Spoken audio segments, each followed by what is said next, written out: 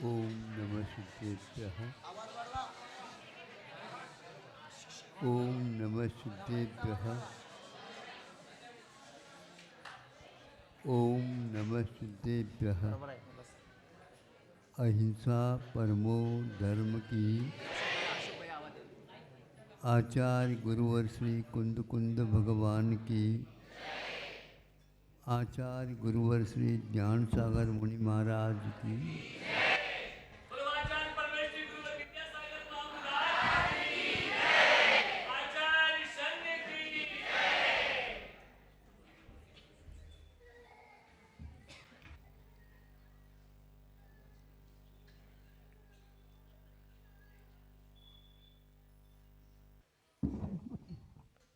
जैसे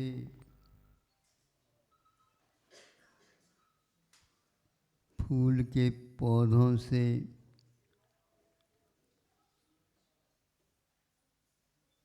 खिले हुए फूल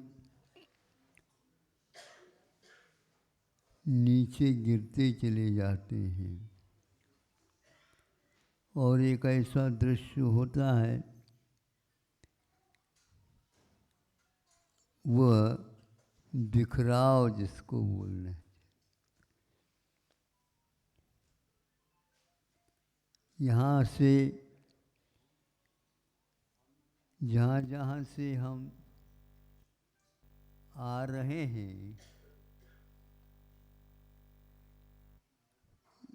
सब सर्वत्र जाने के लिए ऐसे रास्ते गूंथे हुए हैं।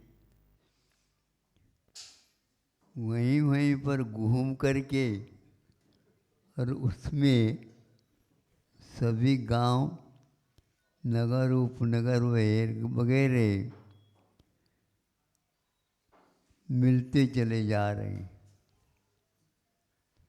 एक दूसरे से संबंध जुड़ा हुआ है और प्रमुख पथ खूब लंबे चौड़े अपने वैभव के साथ कहाँ से आ रहा है तो उससे पहले ऐसे संबंध उसका उत्तर से लेकर के दक्षिण तक बंधा हुआ है। अतीत काल में इस प्रकार बड़े बड़े पथ नहीं होंगे, लेकिन कार्य इससे भी ज़्यादा उस समय होता था और वह केवल आस्था के कारण ही होता चला जाता था।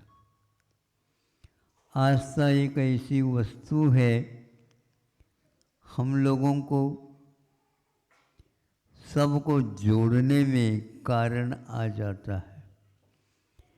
पहले के काल में संतों का यत्र तत्र विचरण होता था। आज उसकी संख्या कम होती जा रही है।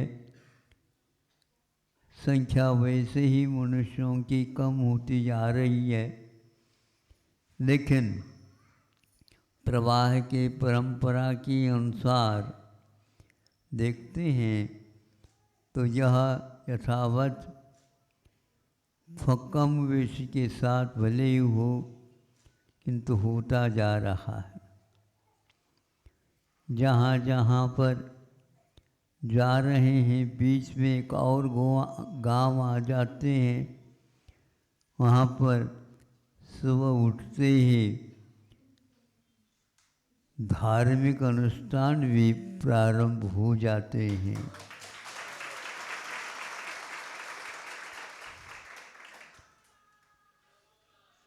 अपने अपने इष्ट के अनुसार देवालयों में इष्ट की पूजा चालू हो जाती है। रात में भी देर सवेर तक अखंड पाठ भी चलते रहते हैं। सुनते हैं एक ही केंद्र है और वह भगवान भजन करना।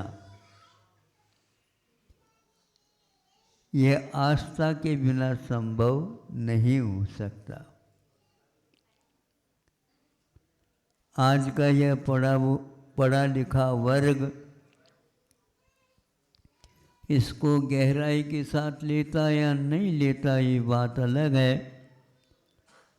किंतु वह भी सोच विचार में कमी नहीं रखता और कहीं न कहीं ढूंढता अवश्य है और उसमें मानना ही पड़ता है। जानने के लिए इतना साधन अवश्य नहीं है। मानने के लिए विशेष ज्ञान की आवश्यकता नहीं होती, किंतु मान्यता एक आस्था के ऊपर ही हुआ करती। छोटा भी बच्चा है तो भी वह माता पिताओं के साथ आता है और माता पिता पुंज चढ़ाते हैं तो वह कहता हमारे लिए भी दे दो, तुम्हारी मुट्ठी तो अभी बनती नहीं है, कैसे पुंज चढ़ाएगा। नहीं, पुंज नहीं दे तो बराम दे दो, कुछ तो दे दो। जब इस हाथ से मैं खाता हूँ तो इस हाथ से मैं भजन नहीं कर सकता क्या? इसको देखने से ये सब आस्था के केंद्र हैं, संस्कार के फल हैं। हम जो चाहते हैं वही विचार संतान में भी आ जाते हैं। कई बातें सुनता रहता हूँ आप ही लोगों के मुख से। नेताओं में भी यह धीरे धीरे बात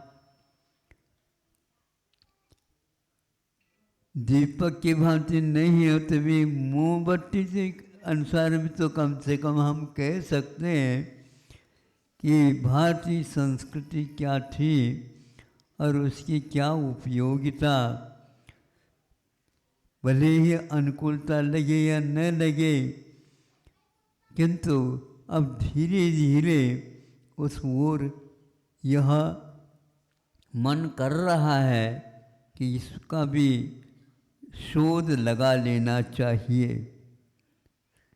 एक नेताजी का छोटा सा वक्तव्य लेकिन मार्मिक था कि अब हमें जो वर्तमान चिकित्सा पद्धति है उसके साथ मिल कर के या उसमें शामिल हो कर के नहीं, किंतु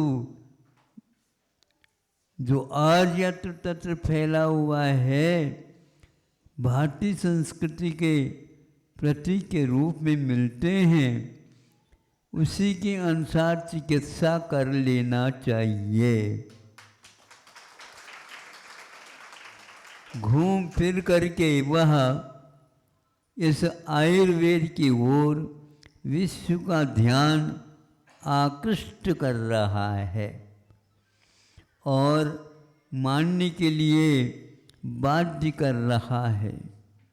आज का युग इसको माने या न माने, किंतु उसे सोचना तो अवश्य पड़ेगा। और यहाँ तक उन्होंने कह दिया इस आयुर्वेद के तह तक पहुँच करके अनुसंधान का युग है, तो इसका भी युग यह क्यों आया, कब से आया, ये देखने लग जाएंगे।